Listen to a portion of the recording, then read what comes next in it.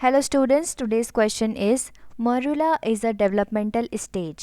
Question में बोला है कि मोरूला एक डेवलपमेंटल स्टेज है। अब हमें बताना है कि ये किस टाइम की स्टेज है from the options. So let's see कि मोरूला कैसे बनता है। फीमेल गैमेट ओवम और मेल गैमेट स्पर्म जब फर्टिलाइज होते हैं तो फॉर्म होता है zygote. Zygote is a single cell जिसमें क्लीवेज होता है और नंबर ऑफ सेल्स बढ़ते हैं। सो पहले बनेंगे 2 सेल स्टेज, यहाँ से शुरू हो जाएंगी developmental stage of the zygote.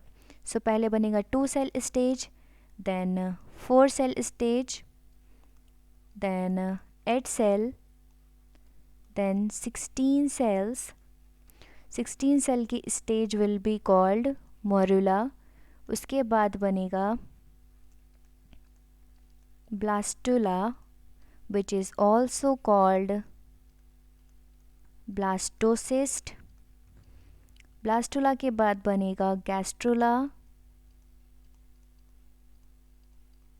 and then will be formed embryo. So ये है developmental stage from the zygote to embryo.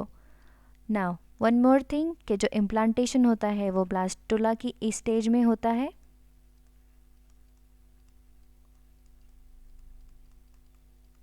Now let's see the options.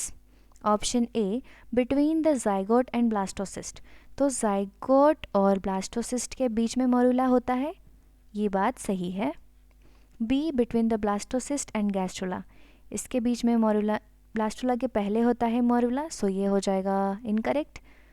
C after the implantation. No, it is the before the implantation, सो ये भी हो जाएगा incorrect. D between implantation and parturition. Implantation parturition के बीच में तो gastrula होता है, सो ये हो जाएगा इनकरेक्ट। सो हमारे पास ऑप्शन ए बचा है जो कि करेक्ट है। So option A will be the correct answer for this question, that is morula is a developmental stage between the zygote and blastocyst. I hope आपको समझ आया होगा। Thank you.